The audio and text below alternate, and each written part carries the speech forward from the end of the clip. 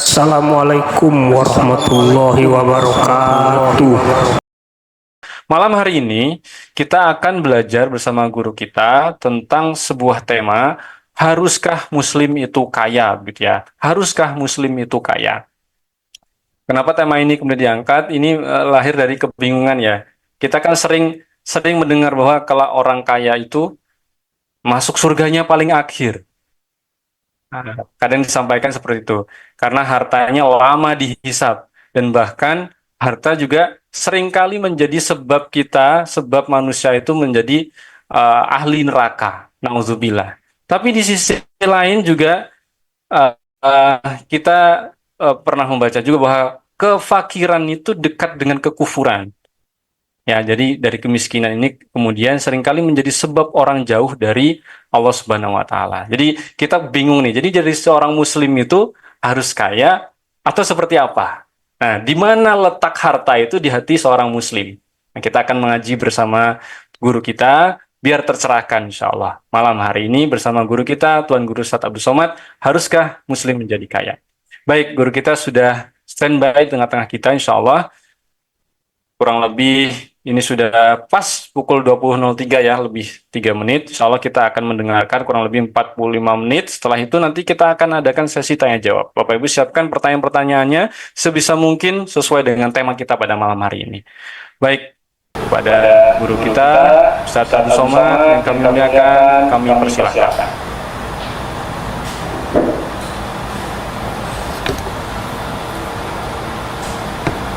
Bismillahirrahmanirrahim. Assalamualaikum warahmatullahi wabarakatuh. Alhamdulillah wassalatu wassalamu ala Rasulillah wa ala alihi wa sahbihi wa man tabi'ahu wa mawalah.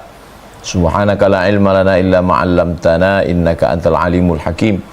Rabbi shrah li sadri wa yassir li amri wa hlul 'uqdatam min lisani yafqahu qawli.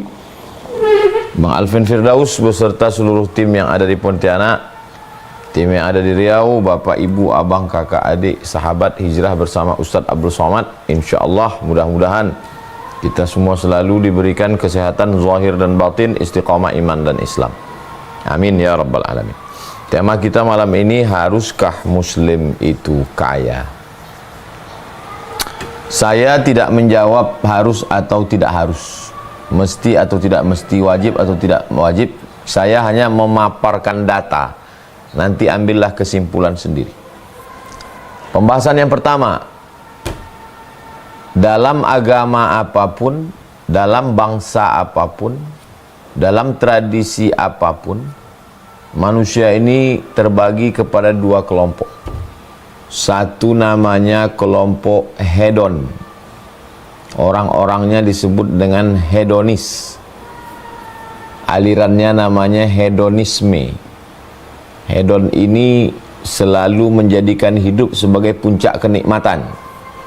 Makan senikmat-nikmatnya, minum senikmat-nikmatnya, perempuan mohon maaf senikmat-nikmatnya, gedung senikmat-nikmatnya. Ini kelompok hedon. Lawan daripada kelompok hedon ini adalah kelompok yang disebut dengan asketis. Orang-orangnya disebut dengan orang-orang asketis. Kelompoknya disebut dengan asketisme. Lawan, konfrontasi dengan kelompok hedonis. Mereka tidak mau berpakaian berlebihan, pakaiannya compang-camping, karena kalau berpakaian berlebihan itu dianggap melupakan Tuhan. Mereka tidak mau punya rumah yang bagus, karena dianggap kalau rumah bagus berarti nanti bisa lupa sama Tuhan. Makanan juga tidak mau, makanan hanya sekedarnya saja, bahkan sebagiannya puasa terus. Lalu kemudian mereka juga menjauhi perempuan. Jadi kalau nanti ketemu di tengah masyarakat ada yang model begini, kita tinggal klasifikasikan. Oh, ini kelompok hedon, ini kelompok asketis. Dalam agama juga ada itu. Agama apapun, ada kelompok hedon, ada kelompok asketis. Karena memang bawaan manusia ini memang begitu. Kita pun berkawan-kawan, ada yang model kawan itu nggak terlalu memperdulikan bajunya, sepatunya. Ini kelompok asketis. Nah, Islam ini masuk yang mana? Nah, nanti bisa ambil kesimpulan sendiri. Oke, pembahasan yang kedua. Setelah kita bahas, pembahasan yang kedua, ada dalam ajaran agama Islam ini bernama zakat. Aqimus shalah wa atuz zakah. Alladzina yuqimuna shalah wa yu'tuna zakah. Siapa yang wajib zakat? Wajib zakat kalau punya 85 gram. Dari mana datang angka 85 gram? Dari siapa yang punya 20 keping uang emas dinar. Satu kepingnya 4,25 gram. 1 gramnya sejuta. 425 gram 4.250.000. Kalau kita bulatkan saja 4 juta biar mudah ngitungnya. Berarti 4 juta kali 85 gram 85 juta bagi 12 bulan, berarti umat Islam yang wajib zakat, yang muzaki, sebulannya dia punya pemasukan 7 juta. 7 juta. Baru kena 2,5%. 7 juta. 25.000, 25.000, 25.000, 25.000, 25.000, 25.000, 25.000. Karena 2,5%. Jadi kalau 7 juta sebulan dia berzakat 175.000. 25, 25, 25, 25, 25, 25, 25, 175.000. Nah, ini dari pemaparan yang zakat ini sekarang bisa kita kelompokkan. Balik ke nomor 1. Ada hedon, ada asketis. Kira-kira orang Islam ini masuk yang mana? Nggak mungkin masuk asketis. Gimana dia mau punya duit 1 bulan 7 juta, 1 tahun 85 juta, kalau dia asketis? Nah, itu ada yang nulis tengah-tengah. Berarti umat Islam tidak memperturutkan makannya, tidak memperturutkan minumnya, tidak memperturutkan kostum high style-nya, tidak memperturutkan nafsu biologisnya, tidak memperturutkan nafsu suka bangunan-bangunannya, tapi juga dia tidak meninggalkan dunia. Maka paling tidak dia berusaha tanam, kerja, bisnis, dan dia 1 bulan bisa dapat 7 juta.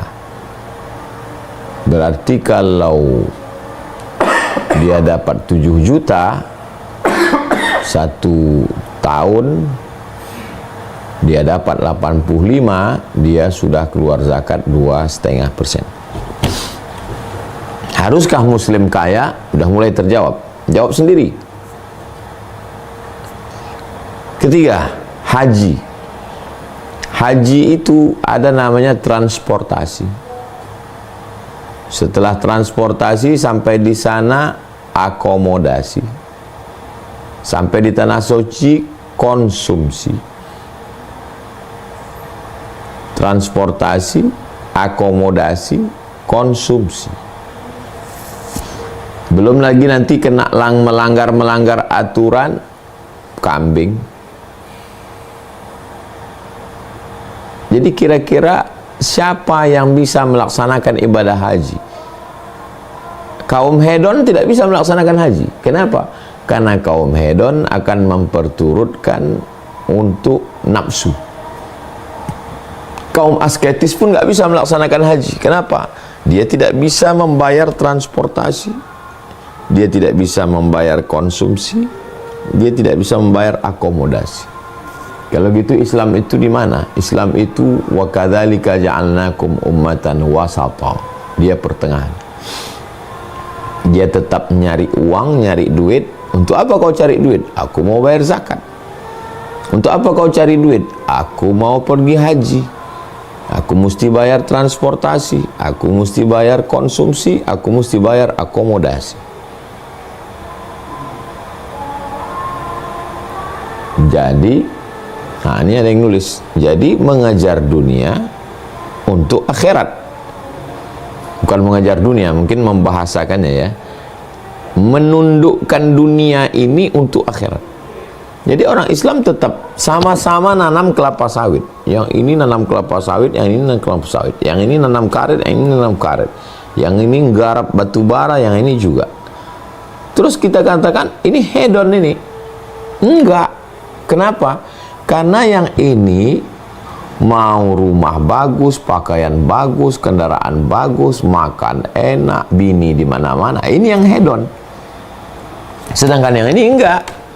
Dia mau bayar zakat, bantu fakir miskin. Dia mau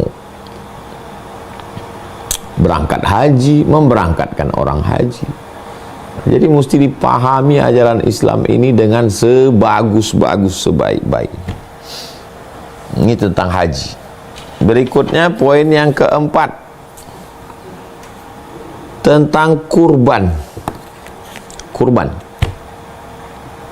1 ekor kambing atau 1 ekor unta. Itu nggak mungkin dilakukan orang asketis. Dari mana orang asketis punya duit untuk beli kambing, beli unta? Jadi agama Islam adalah agama yang menyuruh orang untuk mampu, punya duit, bekerja, mencari rezeki. Dari 3 contoh ibadah tadi, zakat, haji, kurban, dapatlah kita tarik kesimpulan, orang Islam itu mesti kaya. Karena kalau tidak, dia tidak bisa berzakat, dia tidak bisa berhaji, dia tidak bisa berkurban. Tapi kalau dia setelah cari dia tidak dapat, dia tidak berkecil hati. Karena ibadah bukan cuman haji, bukan cuman zakat, bukan cuma kurban. Oke, kita lanjutkan poin kelima. Itu kan pikiran Ustadz Somad saja. Pada prakteknya sahabat Nabi itu gimana? Kita ambil satu contoh sampel. Sampelnya sahabat Nabi namanya Utsman bin Affan. Utsman bin Affan waktu perang Tabuk, ada perang namanya perang Tabuk, dan Utsman ini nyumbang 950 ekor onta, 50 ekor kuda, unta untuk bawa barang-barang dan alat transportasi, 50 kuda ini untuk pasukan perang yang mau cepat, panglima-panglimanya, dan dia nyumbang 1000 dinar. 1 keping uang dinar 4,25 gram, dia nyumbang 1000 dinar. Jadi kalau 4 juta kali 1000, 4 miliar. 4 juta kali 1000, 4 kali 10, 40 juta, 4 kali 100, 400 juta, 4 kali 1000, 4 miliar. Belum dihitung unta, unta hitung sendiri. Kalau 1 ekor unta 50 juta, kuda hitung sendiri berapa harga kuda. Jadi untuk uangnya saja dia nyumbang 4 miliar. Pertanyaannya, apakah mampu orang asketis nyumbang 4 miliar? Orang hedon juga punya uang 4 miliar, tapi dia juga tidak bisa. Karena dia akan pikir, masa aku keluarkan 4 miliar ini hanya untuk nyumbang? Bagus aku buat rumah baru, kendaraan, relief-relief yang cantik, perhiasan-perhiasan. Asketis dengan hedonis tidak bisa melakukan ajaran Islam. Yang asketis tidak bisa berbuat karena tidak ada harta. Yang hedonis tidak bisa berbuat karena orientasi dia dunia. Terus saya dapat apa kata hedonis? Berikutnya yang keenam, masih Sayyidina Utsman bin Affan. Utsman itu ketika meninggal dunia, berapa harta warisannya? Karena sahabat Nabi itu kalau meninggal warisannya dihitung. Untanya 1000 ekor. Dirhamnya 30 juta dirham. Dinarnya 150.000 dinar. Jadi kalau dihitung itu sekarang, menurut hitungan hari ini, September 2024, 2,5 triliun. 1 triliun 1000 miliar. 2,5 T harta warisan Sayyidina Utsman bin Affan yang masih mengalir sampai hari ini. Nanti kalau ke Madinah ada rumah wakaf.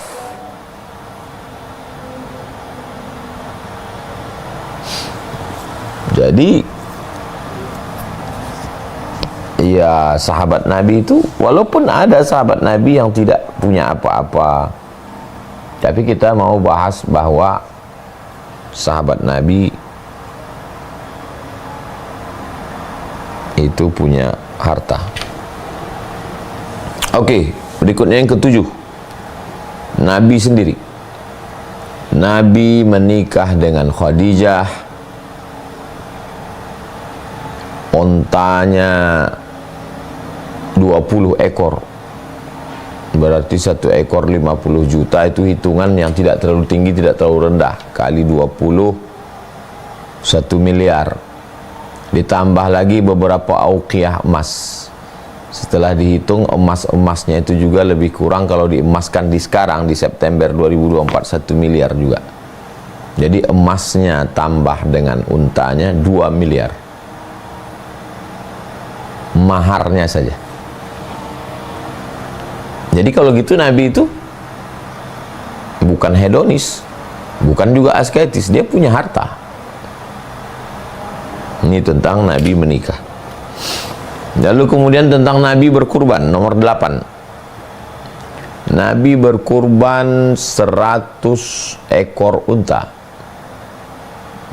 Jadi kalau 1 ekor unta 50 juta. Jadi kalau 1 ekor unta 50 juta kali 100, 5 miliar kurban Nabi SAW. Apakah Nabi asketis?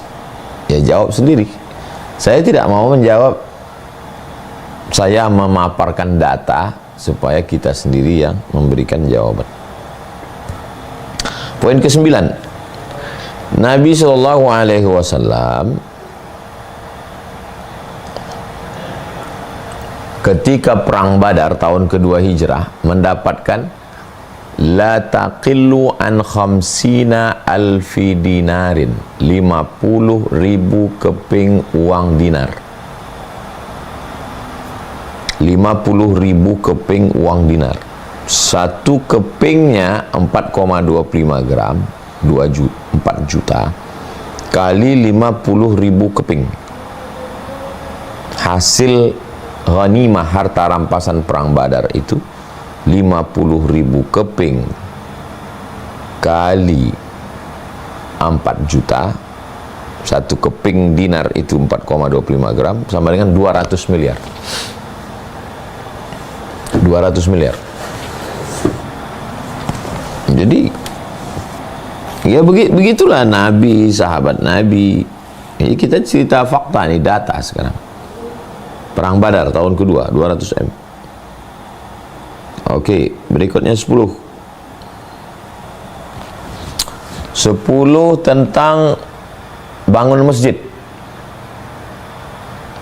Man bana masjidan, siapa yang bangun masjid, banallah mithlahu baitan fil jannah, Allah bangunkan untuknya satu tempat di surga. Terus gimana orang asketis mau bangun masjid? Kau kenapa nggak kerja? Kenapa nggak tanam sawit? Kenapa nggak tanam karet? Kenapa tidak dagang? Ini hanya melalaikan dari dunia. Loh, terus gimana mau booking tempat di akhirat? bangun masjid. Ibadah dalam Islam itu ibadahnya orang kaya. Bangun masjid. 2,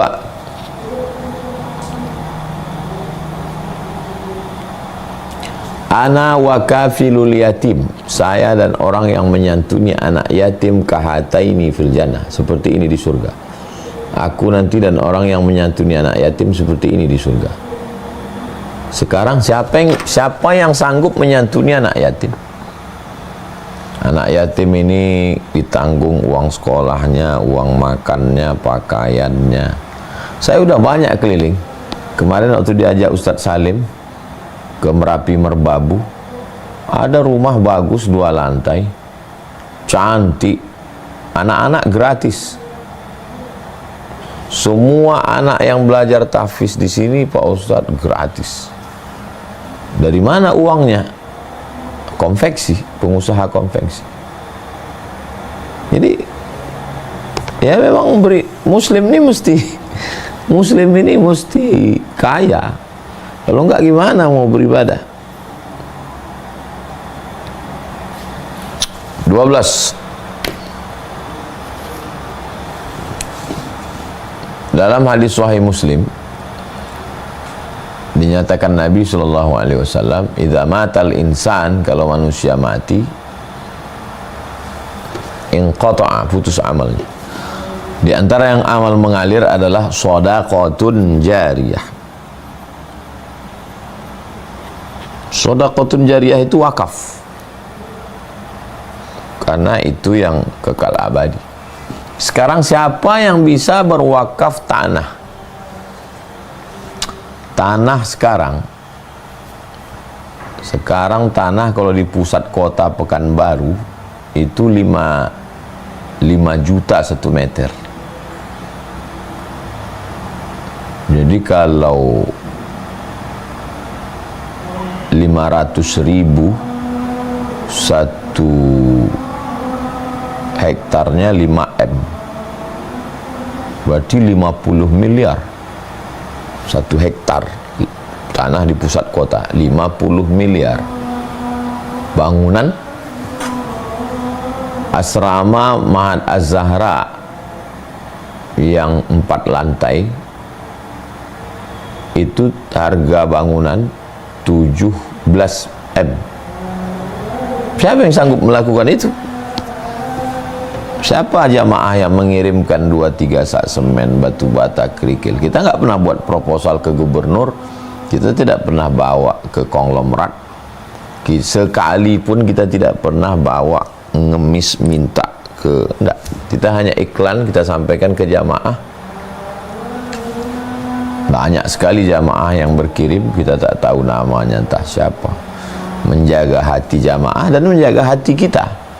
Saya tidak mau tertawan dengan orang-orang politik, dengan pejabat, dengan pengusaha. Karena kalau saya sudah tertawan, itu sama menjerat leher saya. Saya tidak mau, kata orang Melayu, lembu cucuk hidung. Kalau sudah dicucuk hidung, ditarik. Tak mau saya membuat saya tersandra. Dan jamaah juga tidak mau disebut-sebut bapak fulan, nggak ada, kita pernah nyebut jamaah. Jamaah pun nggak ingat saya pun nggak ingat jamaah. Tapi jamaah tahu amal dia mengalir. Ini kita sedang saling menjaga ini sebenarnya. Yang besar, yang kecil tak tahu. Wallahu a'lam bishawab. Tapi amal itu mengalir. Siapa yang bisa melakukan itu? Makanya tema malam ini, haruskah Muslim kaya? Saya memaparkan data, terus berpikirlah.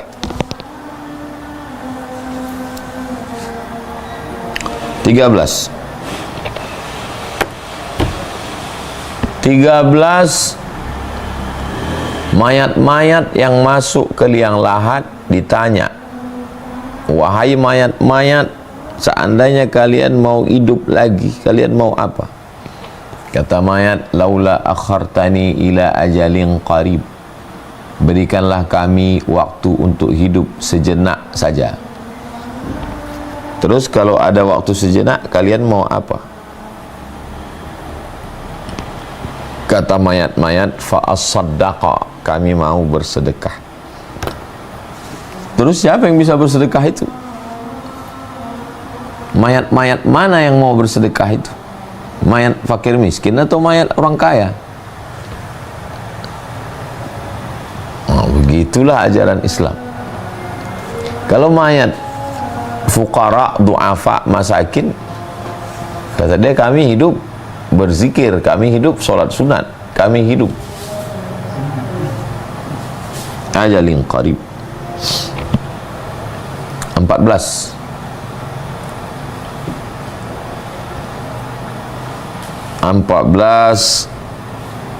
Apa itu makna bahasa Arabnya ghaniyun? Allah ghaniyun 'anil alamin. Ghani selalu diartikan kaya. Ghani maknanya cukup. Jadi ghani itu maknanya cukup.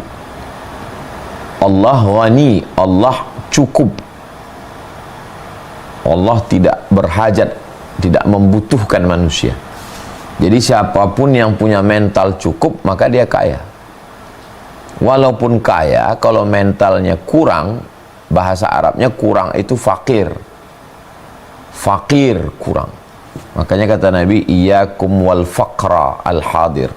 Hati-hati kamu kena penyakit fakir. Kurang. Makanya kita ini disuruh minta ghina. Allahumma inna nas'alukal huda wat tuqa wal afaf wal ghina. Allahumma inna nas'alukal huda, beri kami hidayah supaya kami jangan bingung mana benar mana salah. Setelah kami dapat hidayah, wat tuqa, munculkan rasa takut dalam hati kami. Setelah kami punya rasa takut, wal afaf, kami menjaga diri dari yang abu-abu, yang samar-samar.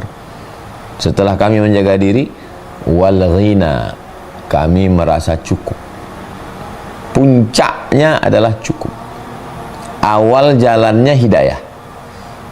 Ini kemana jalan ini ya? Tahu jalan, berarti udah dapat hidayah. Setelah dapat hidayah, tuqa, muncul rasa takut dalam hati. Takut Allah, takut azab, takut neraka. Setelah muncul rasa takut, wal afaf, menjaga diri. Jaga mata, jaga telinga, jaga hati, jaga tangan, jaga kaki. Puncaknya, wal ghina, cukup. Kenapa kita tidak merasa cukup? Karena tidak menjaga diri. Kenapa tidak menjaga diri? Karena tidak ada rasa takut. Kenapa tidak ada rasa takut? Tidak dapat hidayah. Ini udah sepaket ini yang 4 ini. Kalau dapat hidayah, muncul rasa takut. Kalau sudah muncul rasa takut, jaga diri sehingga tidak makan haram. Kalau sudah jaga diri tidak makan haram, muncullah apa yang namanya ghina, merasa cukup. Malah kita yang heran, ini orang kok hidupnya kayaknya biasa aja. Ya karena dia udah sampai pada level merasa cukup. Cukup dengan sendalnya biasa, cukup dengan bajunya biasa, cukup dengan handphonenya biasa, cukup dengan mobilnya biasa. Malah yang rese itu orang lain. Kalau sudah sekaya kamu, sudah sehebat kamu, ini handphonenya mestinya begini. Kalau sudah sehebat kamu, mestinya rumahnya begini. Tapi dia udah ghina, jadi cukup. Ya udah begini aja cukup. Nah, jadi dipahami makna ghina di situ dalam Islam adalah, jadi kedatangan Islam itu memperbaiki definisi kita selama ini yang namanya takut itu takut miskin, takut susah, takut mati. Tapi setelah Islam datang, takut kepada Allah sehingga kita tidak melakukan perbuatan maksiat, merubah definisi sesuatu. Selama ini makna kaya itu adalah banyak harta, banyak duit. Setelah Islam datang, ternyata makna kaya itulah orang yang merasa cukup. Berapa banyak orang yang kaya tapi tidak pernah rasa cukup, ya hidupnya nggak pernah tenang, kurang terus. Nauzubillah. Itu 14 poin kaji kita malam ini. Sebagaimana biasa 30 menit. Sekarang jam 20.32, saya kembalikan ke Bang Alvin Firdaus. Saya kira kita sudah bisa menjawab tema kita malam ini. Selanjutnya kita akan bahas dalam dialog interaktif. Saya kembalikan ke Bang Alvin. Barakallahu fikum. Wassalamualaikum warahmatullahi wabarakatuh.